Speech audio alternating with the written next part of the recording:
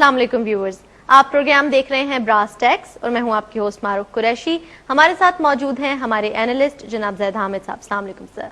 Viewers, brass tax में खिलाफत राशिदा का सिलसिला जारी है। आज उस सिलसिले की 10वीं कड़ी है और मैं आपको बताती चलूं कि हमने अपनी लास्ट एपिसोड में डिस्कस किया था पॉलिटिकल पार्टीज और मजहबी जमातें दोनों का क्या किरदार रहा खिलाफत राशिदा में, और आया कि इलेक्शंस का जो एक क्राइटेरिया है उसको किस तरह से लेकर चला जाता था खिलाफत राशिदा के दौर में।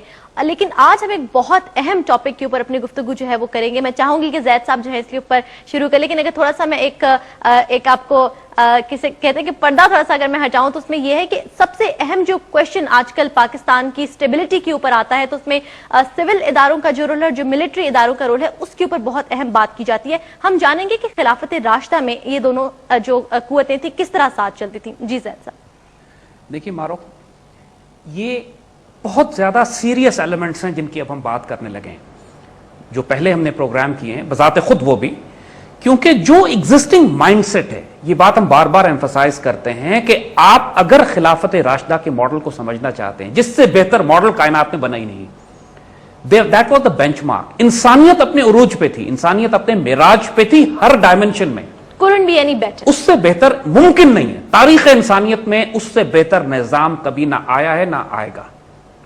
और जब वो लोग अपने उस बड़े निजाम को, और ये नहीं कि उनके पास रियासत सिर्फ मदीना की थी, वो चाइना से लेकर स्पेन तक फैले हुए थे प्रैक्टिकली, उनके पास कम से कम 20-25 करोड़ की आबादी थी जो उस निजाम में रहा करती थी, हर मसलक हर मजहब के लोग थे। दुनिया की तमाम लिंग्विस्टिक इथनिक कौमियतें जो हो सकती थी उस वक्त की प्रैक्टिकल दुनिया में, यानी यूरोपियन से लेकर चाइनीज तक, वो उस हुकूमत में बसा करती थी। और यही बात एक गैर मामूली फिनोमेना है कि जब इंसानियत का इतना बड़ा निजाम चलाया जा सकता है एक निजाम के तहत, तो उस निजाम को आज की पॉलिटिकल डॉक्ट्रिन से गायब क्यों कर दिया गया? क्यों राइज नहीं किया उसको स्टडी क्यों नहीं किया जाता? ये क्यों नहीं देखा जाता कि उस निजाम को किस तरह चलाया जाता था? और हमने जो आज के दौर के बड़े बड़े पॉलिटिकल और इकोनॉमिक मॉडल्स हैं, डेमोक्रेसी है, डिक्टेटरशिप है और बादशाहतें, उन सब से हम कंपेयर करते हुए खिलाफत राशिदा को लेकर चल रहे हैं। खिलाफत राशिदा एक आइडियल बेंचमार्क हमारे लिए। पिछली मर्तबा जैसे आपने कहा कि हमने ये डिस्कस किया था कि खिलाफत राशिदा के निजाम में कोई सियासी और मजहबी जमातें नहीं हुआ करती थी, कोई इलेक्शन नहीं हुआ करते थे। यानी आज के दौर में जब लोगों से कहा जाता है कि एक पॉलिटिकल मॉडल तैयार करना है जो पाकिस्तान के मिजाज के मुताबिक हो, तो ये लोग इतने गुलाम हैं, जहनी तौर पर इतने मफलूज हैं ये लोग, मेंटली रिटार्डेड लोग, कि ये सोच ही नहीं सकते कि डेमोक्रेसी जो मगरिब की मुसल्लत करदा एक डॉक्ट्रिन है, जो कि मगरिब के निजाम ने गुलाम कौमों को गुलाम रखने के लिए ईजाद करके हम पर मुसल्लत की है, इसके अलावा ये कुछ और सोच भी सके। इनको कह यह दिया जाता है कि या तो आप मगरिब की डेमोक्रेसी इंपोज कर दें जिसमें 250 सियासी जमातें हो जो कौमियतों, लसानियतों और अजमतियों और करप्ट लोगों की बुनियाद पर तकसीम करती हो कौम और मुल्क, और फितना और फसाद बर्पा करें। 50,000 इज्म हो मुल्क में, socialism, capitalism, communism, ethnic, linguistic, regional, इस पे तकसीम करें उम्मत को, और उसके बाद एक खुराफाती किस्म के इलेक्शन जिसके अंदर दुश्मन की सारी ताकतें फंड करें अपने अपने एलिमेंट्स को, अपनी अपनी ताकतों को, और उसके नतीजे में जो कियोस और अनार्की बर्पा हो। इकबाल के अल्फाज में वो निजाम हुकूमत जिसमें इंसानों को गिना करते हैं, तोला नहीं करते, और वो निजाम हुकूमत के जो जुल्म और इस्तबदाद का है, जो जिसको ये आजादी की नीलम परी समझते हैं। इकबाल के अल्फाज में अगर हम बात करें, इकबाल ने जमहूरियत को कहा है कि लोग इसको आजादी की नीलम परी समझते हैं, हकीकत में ये जुल्म और इस्तबदाद का द्यो है जो पांव मारता चला आ रहा है। और वजह यही है कि जो पॉलिटिकल मॉडल बनाकर पाकिस्तान में मुसल्लत कर दिया गया है, सियासी और मजहबी जमातों, फिरकों में तकसीम कर दिया गया है इस कौम को, अब हमसे कहा यह जाता है कि इसी में से सेलेक्ट करो जो सेलेक्ट करो। Exactly, which is rubbish. हम रिजेक्ट करते हैं इस बात को, और इसी वजह से हम खिलाफत राशिदा की बात कर रहे हैं कि अब इस निजाम को तब्दील करने की बात आ गई है। अब वक्त आ गया है कि जो 3 बड़े बड़े निजाम इस मुल्क में तब्दील होने वाले हैं पाकिस्तान में, एक इसका पॉलिटिकल सिस्टम है जिसने तब्दील होना है, यानी ये पूरा सियासी निजाम बदल के हम एक ऐसा निजाम लाएंगे कि जो कंसेंसस और जमहूरियत की बुनियाद पर होगा। जमहूरियत मुराद हमारी कुफर की जमहूरियत नहीं है, जमहूरियत से हमारी यहां मुराद ये है कि जो अवामुन नास की मर्जी, उनकी दिलों की नुमाइंदगी करने वाला मुसलमान फितरत और असास पर मबनी होगा, वो ट्रू स्पिरिट। और दूसरा निजाम जो तब्दील होने वाला है यहां का इकोनॉमिक मॉडल है, ये सूद और रिबा और बेस की, तो हम उसको खिलाफत राशिदा में डिस्कस करेंगे कि उस वक्त खिलाफत राशिदा में कौन सा इकोनॉमिक मॉडल था, वो आइंदा आने वाले प्रोग्रामों में। और तीसरी चीज जिसको हमने आइंदा डिस्कस करनी है वो जुडिशियल मॉडल है, कि आज के दौर में जो जुडिशियल सिस्टम मुसल्लत है हमारे मुल्क के ऊपर, जो अंग्रेजों का बनाया हुआ है, इसको खिलाफत के मॉडल में, खिलाफत राशिदा के जमाने में जो इतना अदल और इंसाफ था कि एक लम्हा देर नहीं लगती थी, इंसाफ लिटरली घरों तक पहुंचता था, और खलीफा वक्त खुद اپنے آپ کو قاضی کے اور چیف جسٹس کے تحت اپنے آپ کو تصور کرتا تھا، وہ نظام کیسے چلتا تھا؟ آج پاکستان میں حال یہ ہے کہ پریکٹیکلی 3 مہینے ہو گئے اور سپریم کورٹ سے لے کر حکومت کے ہر ادارے تک یہ لوگ چینی کے ریٹ طے نہیں کر سکے. That's such a petty issue though. Such a petty issue. Just imagine. اس کے بعد کیا جسٹیفیکیشن رہ جاتی ہے جوڈیشری ایگزیکٹو کی، کیا جسٹیفیکیشن رہ جاتی ہے ان لوگوں کی حکومت میں بیٹھنے کی جب یہ چینی کے بھاؤ طے نہیں کر سکتے اور جبکہ پورا ملک بھوکا پیاسا مر رہا ہے. اور دوسری طرف 10 سال ہو گئے وار آن ٹیرر کو ہوتے ہوئے اور ملک میں ایک دہشت گرد عدالتی نظام سے پھانسی نہیں چڑھایا گیا. Not a single terrorist has been hanged in Pakistan. Imagine کیجئے کتنا بڑا کولیپس ہے جوڈیشل سسٹم کا. یہ اس کے بعد کیا جسٹیفیکیشن ہے سیشن کورٹ، ہائی کورٹ اور سپریم کورٹ کی، وکیلوں کی اور عدالتوں کی اور ان سارے اس ساری کارروائیوں کی. Very valid point. کتابیں کی کتابیں، لائبریری کی لائبریری برٹش لاس کی بھری ہوئی ہیں جس کو پڑھا پڑھا کے یہ قانون سازی کر رہے ہیں اور چلا رہے ہیں.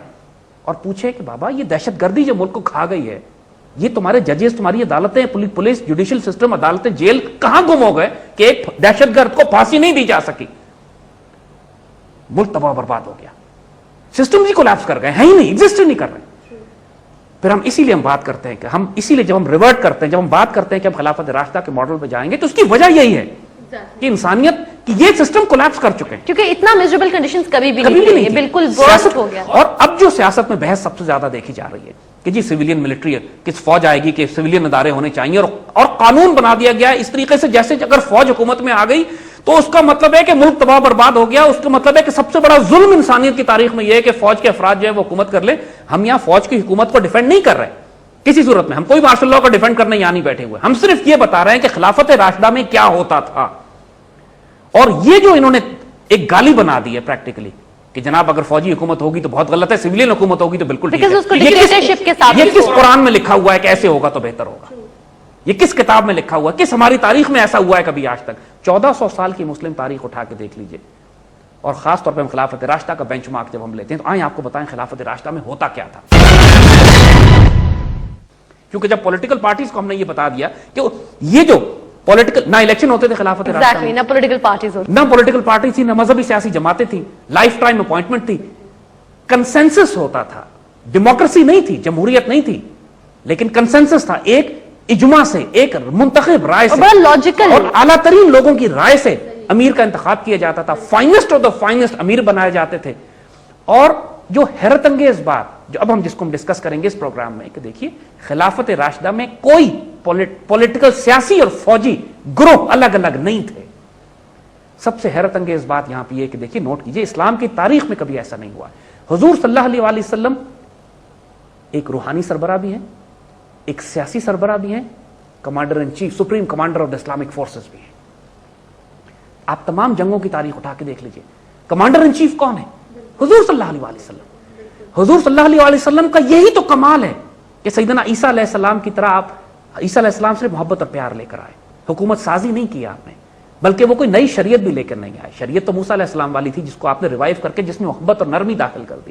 لا قوانین موسیٰ علیہ السلام کے موجود تھے، لیکن عیسیٰ علیہ السلام نے ان قوانین میں محبت کو شامل کیا کہ ٹھیک ہے این آئی فار این آئی، آنکھ کے بدلے آنکھ، لیکن اگر کوئی تمہیں تھپڑ مارے تو دوسرا گال اس کو دے دو. حضور صلی اللہ علیہ وآلہ وسلم نے تمام انبیاء کی جامع صفات اور کمالات اکٹھے ہو کے ایک کمال کی پرسونیفیکیشن، ایک وجود جس کی کائنات مثال ہی نہیں دے سکتی. وجہ تخلیق کائنات آپ ہیں، آپ کی وجہ سے کائنات تخلیق ہوئی، مثال کون کیا دے گا؟ لیکن آپ میں وہ ساری صفات ہیں جو پچھلے تمام انبیاء میں. تو پچھلے انبیاء ایسے بھی گزرے ہیں، ایسے انبیاء بھی گزرے ہیں جو واریر کنگز تھے. سلیمان علیہ السلام وہ تو واریر کنگ، یعنی بادشاہ بھی ہیں، نبی بھی ہیں، یعنی ان کا بادشاہ بھی ہیں، نبی بھی ہیں، حکمرانی بھی کرتے ہیں دنیا پر. ماشاءاللہ جیسی حکومت سلیمان علیہ السلام کو ملی ہے کائنات میں کسی ان سے پہلے ان کے بعد کسی کو ویسی حکومت نہیں ملی. وہ ہوا اور چرند پرند پر ان کی حکومت تھی، چونٹیوں کی زبان سمجھتے ہیں. حدود کا واقعہ قرآن میں لکھا ہوا ہے کہ ملکہ سبا کے پاس جا کے وہ خبر لے کر، انٹیلیجنس ان کی ساری انٹیلیجنس ایسٹس ان کے جانور ان کی خدمت کیا کرتے تھے، اور پھر وہ اسپرچل فورسز کے ٹرانسلوکیشن اور فزیکل آبجیکٹ وہ تخت اٹھا کے یہاں سے وہاں پہنچ جاتا ہے ان کے درباری جو ملکہ کا تخت لے آتے ہیں. تو بڑے بڑے بادشاہ ایسے گزرے ہیں جن کی زبردست physical political spiritual powers in کے ساتھ کنورٹ، اور یہی سارے جامع صفات و کمالات حضور کی ذات مبارک پر آئے. خلافت راشدہ حضور